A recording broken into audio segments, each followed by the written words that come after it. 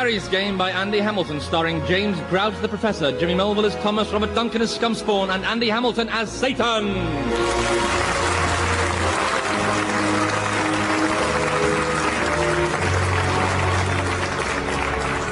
I recognize thee, beast.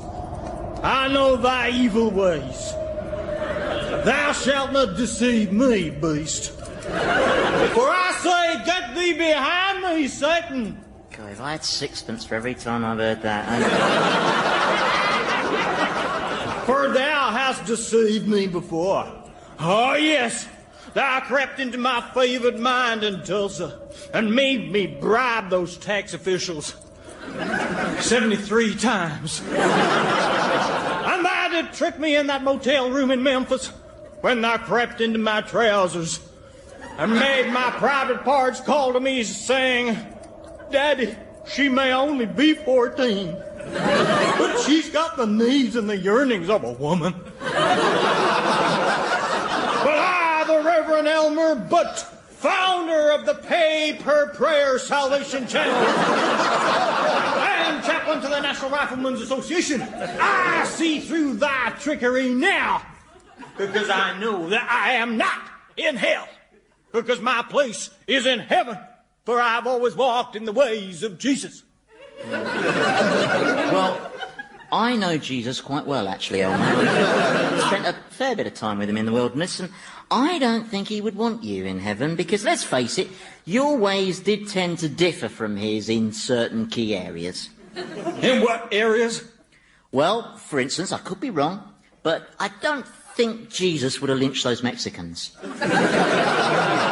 Certainly not on the grounds that their sombreros were at a subversive angle. Thou cannot fool me with thy serpent tongue, beast, for I can see through look, thy... Elmer, look, I really haven't got time for all this faff about whether I'm a mirage or an apparition or whatever. So just to speed things along a bit, I'm going to make your pubic hair burst into flames, all right? There you go. You've got a burning bush now, just like Moses.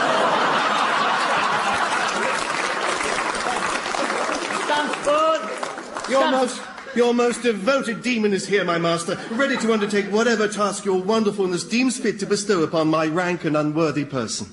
You know, Scumspawn, you've taken the art of grovelling onto a totally new plane.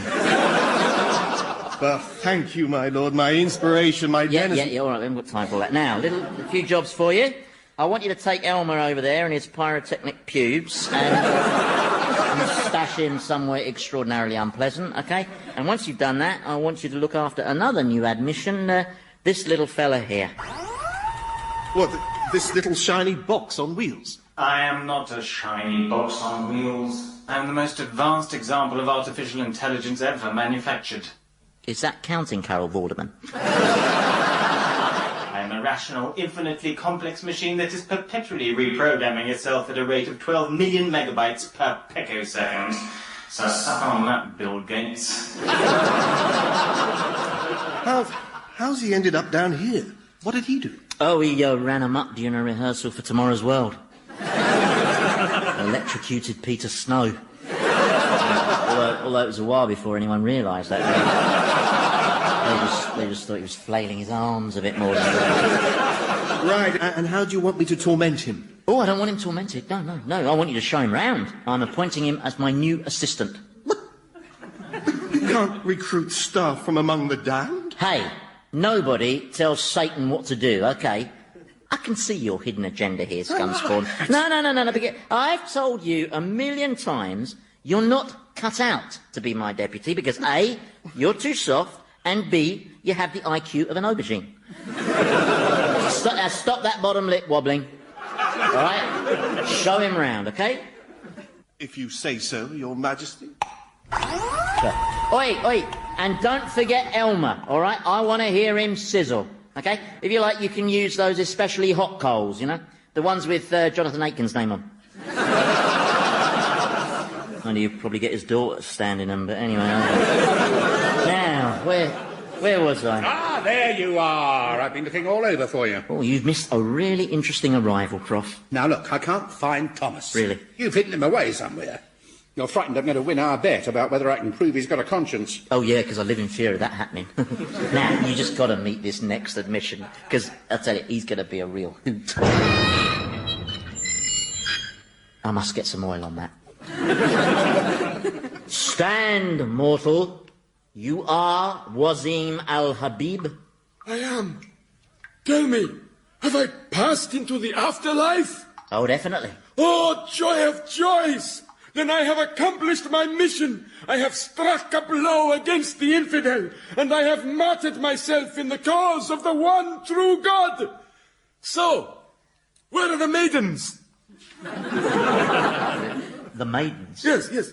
All martyrs of the true God are greeted in heaven by beautiful maidens, who wash them in oils and perfumes. It is written. So where are my maidens? I'm afraid there are no maidens here, old chap. And this isn't heaven.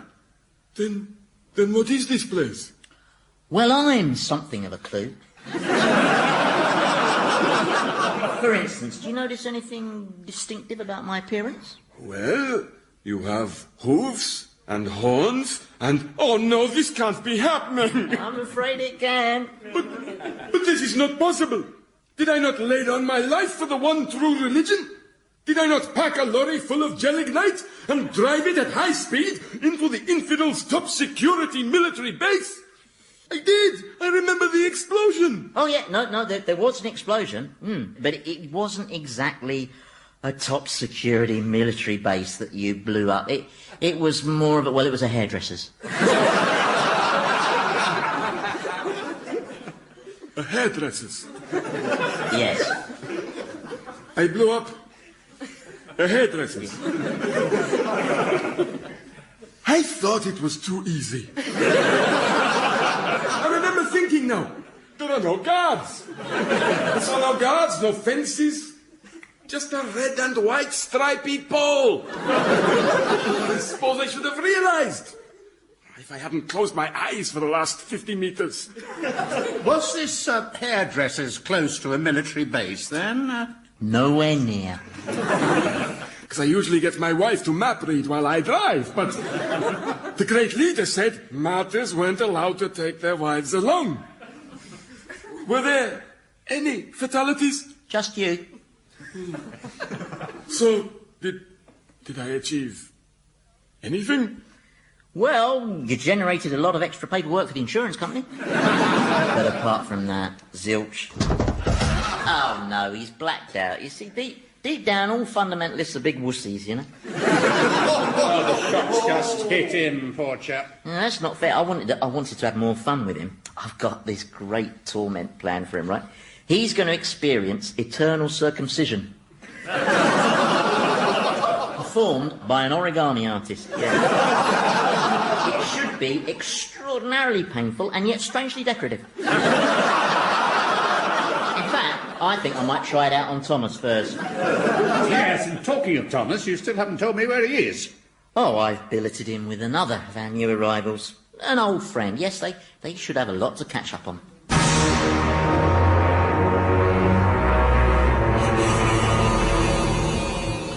I know what he's up to, Miss Frobisher. Oh, yes. He thinks that by putting you with me, he can torment me with guilt about you committing thingy. Well, I refuse to feel guilty. You chose to kill yourself because you were facing trial for fraud. We all have to take responsibility for our actions.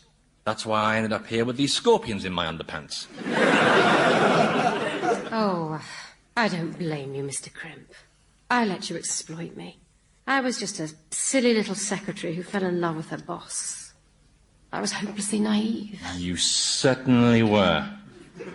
You should have read those documents before signing them. You told me not to. Oh, I see. And if I told you to stick your head in the oven, I suppose you'd just go right on and then... Okay, bad example. I was mad about you. You've no idea how miserable it feels to worship someone who barely acknowledges your existence. Tell me about it. Who are you? My name is Scumspawn, archdemon, denizen of darkness, and personal doormat to his satanic majesty. The fat git impaled on the end of my trident is the Reverend Elmer Butt. Howdy, And this glorified toaster is my master's latest choice as his assistant. What, this little shiny box on wheels? What's the lip, you big pink chimp? Oh no, a talking computer. I hate those. I had one in my car. It was always going on at me. Your speed is excessive. Your speed is excessive. Very distracting. If you ask me, that's what caused the crash. Last bloody voice I heard, you have hit a tree. What's that noise? What are you doing? I'm scanning your chemistry, and like all humans, your design is extremely basic. You're made up of 18% carbon, 10% oxygen, 3% nitrogen, 1% potassium, and 68% bullshit.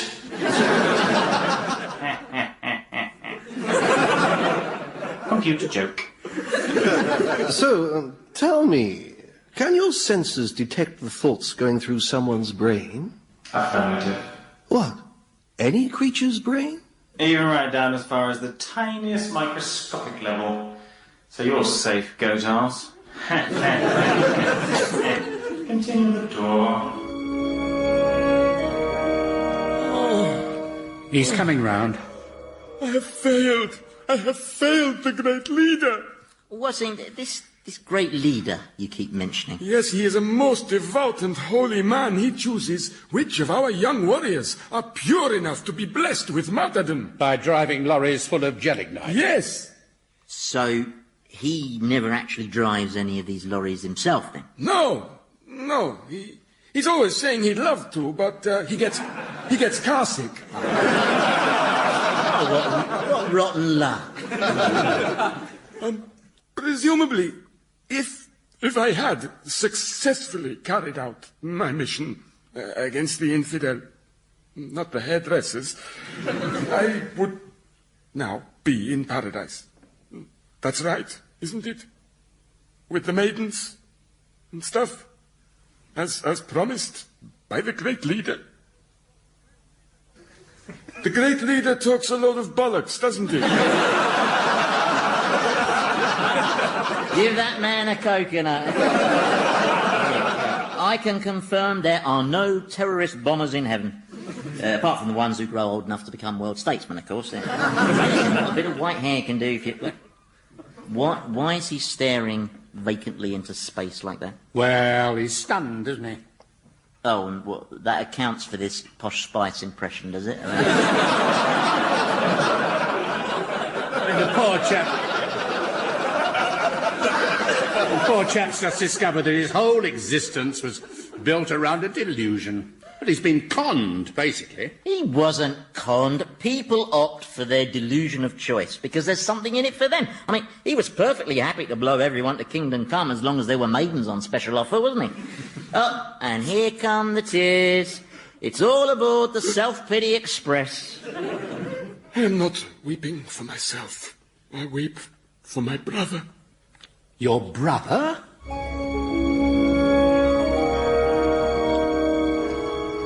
And what's this area here? This special enclosure is for those individuals who used to take part in hunts. Hence the sound of the jolly hunting horn being blown by the gigantic fox. Oh, my God, it's chasing those poor people and tearing them to pieces. No, don't worry. They enjoy it, really. Does Satan devise these punishments? Yes, where possible he applies a certain appropriate justice. And that's why P.T. Barnum has to juggle that ball on his nose. And why Enoch Powell's in that reggae band. Satan has not devised any punishment for me. No. Well, he obviously regards you as something of a special case. You are feeling threatened. It's a predictable reaction when confronted by a superior life form, though, of course, to you the expression superior life form is something of a tautology. I don't think that's funny. You would if you understood it.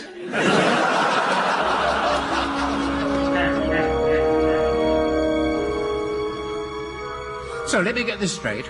Your brother is a member of this same movement, and he too has been selected by the great leader to go on a suicide bombing next month. It is all my fault. I introduced my little brother to the movement. He is only 18. His blood will be on my hands. Please, somebody must warn him that it will all be for nothing. Please. Oh, no, here come the waterworks again. Why have you got that funny look on your face? I was thinking that you could warn his brother. Warn his brother? Yeah. Are you seriously asking me to turn away a customer? Besides, if his brother's stupid enough to labour under some ridiculous delusion, then he deserves whatever he gets. Oh, well, I agree with you there. You do? Oh, yes. For instance, if, say, a long, long time ago, some angel was, say, stupid enough to delude himself into thinking he could challenge the power of the Almighty, and then tried to organise a rebellion or something, he'd deserve whatever he got. Wouldn't he? Look, I couldn't help this poor misguided sat, even if I wanted to. Why ever not? Because I don't have the luxury of a choice. That's why not. We all have our role in the scheme of things. I've been designated with the role of devil. My claws are tight. Is that really true? Or are you just opting for your delusion of choice? Don't get tricksy with me. Well, you're operating a bit of a double standard, aren't you? Wasim is to be punished for not having the sense to realise he could choose, but you won't exercise that freedom yourself. Professor, smoke is coming out of his nostrils.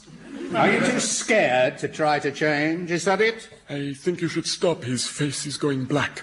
Is the mighty Satan really a great wussy?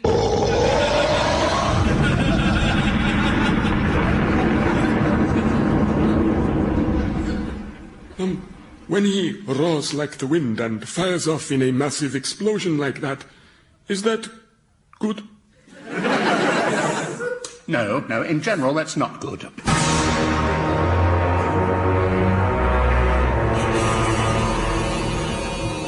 Who's in this pit here? That's recently opened. It's for advertising copywriters, design consultants, and food critics. And what form does their torment take? Oh, we just get them to do some work. Look, Elmer!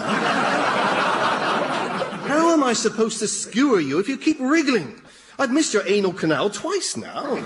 Spare me! I'm trying to. No, spare me, not spear me! When I take on my administrative responsibilities, I shall create intelligent, efficient machines to dispense these torments. But what would I do? Have you considered modelling? Got you again, Goatars. Why have you stopped impaling that mortal? Well, I just realized there's one more pit I haven't shown you. It's this big one, over here. My sensors cannot detect the bottom of this pit.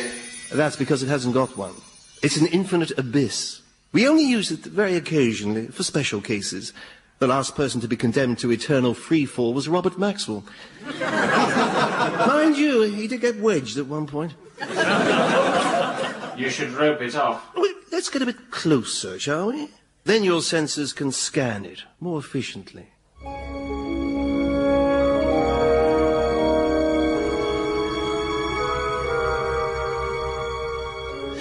Miss Frobisher? Yes? There's something I've been meaning to ask you. Why on earth did you love me? I don't know. I suppose because behind all your bluster and arrogance and selfishness and ruthlessness and corruption and depravity and evil and disgustingness, behind all of that, I thought I saw a frightened, lost little boy.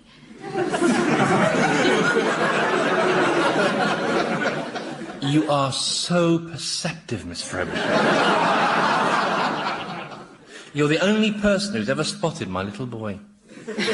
I'm sorry I got you convicted of fraud and drove you to suicide. That was wrong of me. I accept that without qualification. Thank you. Funny, I've never apologised before. I've come out in a sweat. Do you think Satan plans to keep you here with me permanently? I've no idea. Why?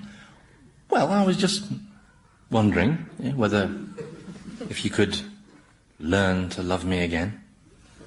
It's sweet of you to wonder, but it just wouldn't work out between us. We're both different people now. For a start, we're both dead. That's bound to have affected us. But there's one even more telling factor.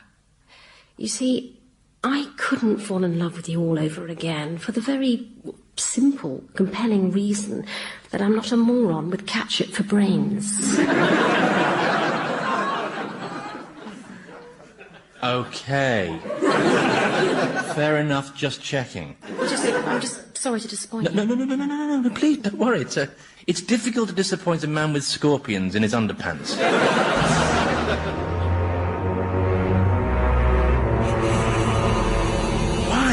Why did I follow so blindly?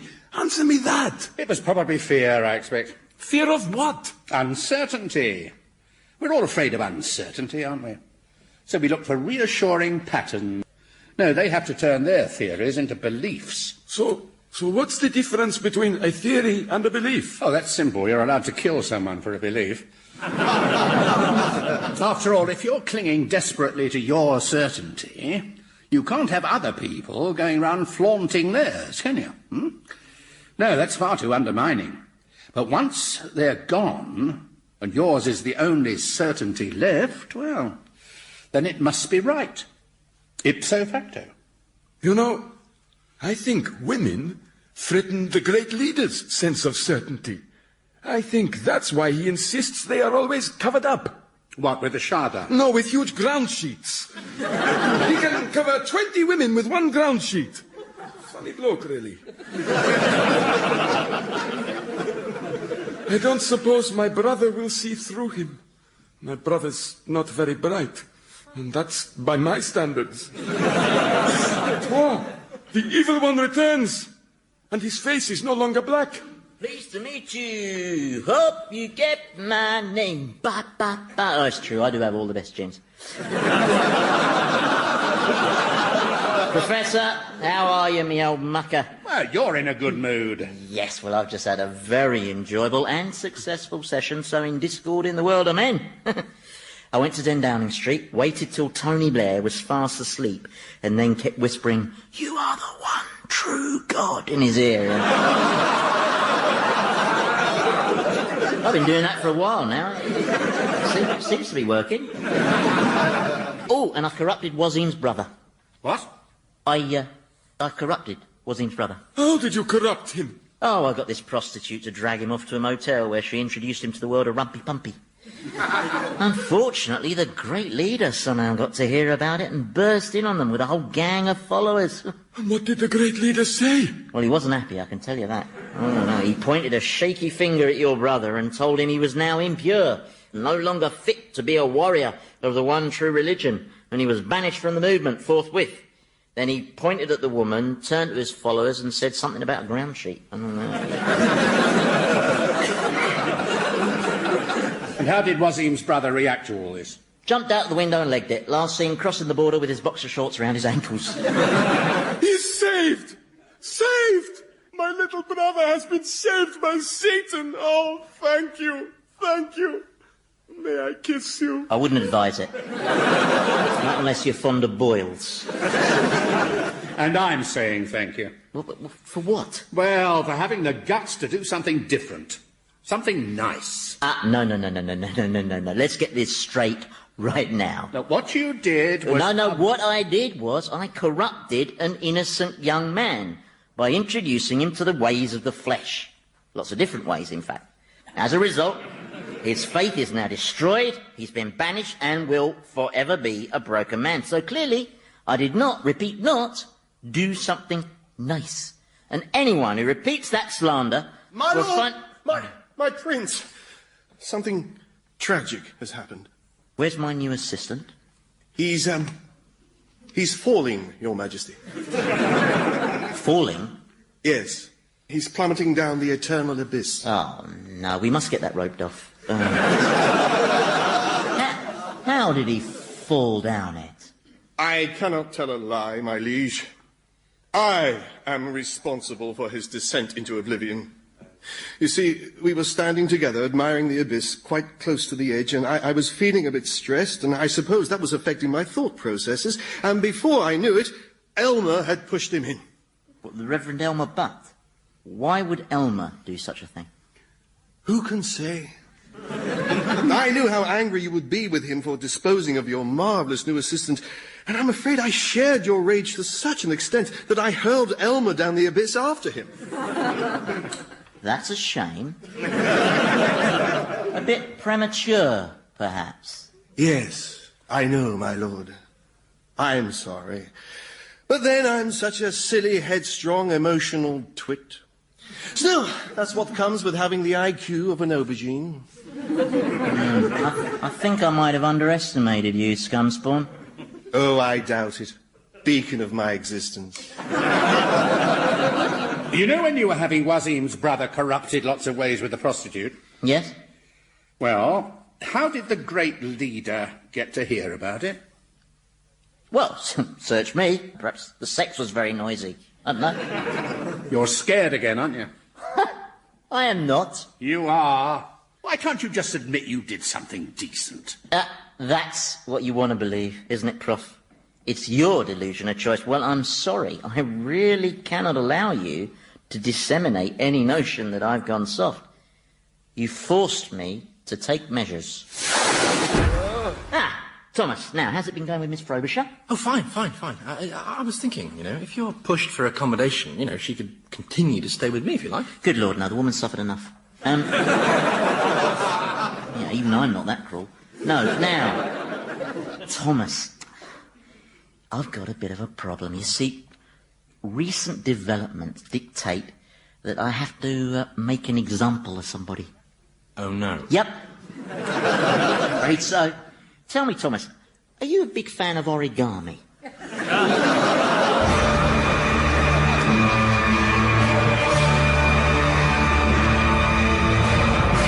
Old Harry's game featured Andy Hamilton as Satan, James Grout as the Professor, Jimmy Mulville as Thomas, and Robert Duncan as Scumspawn, with Philip Pope, Nick Revell, and Felicity Montagu. Old Harry's game was written by Andy Hamilton and produced by Paul Mayhew-Archer.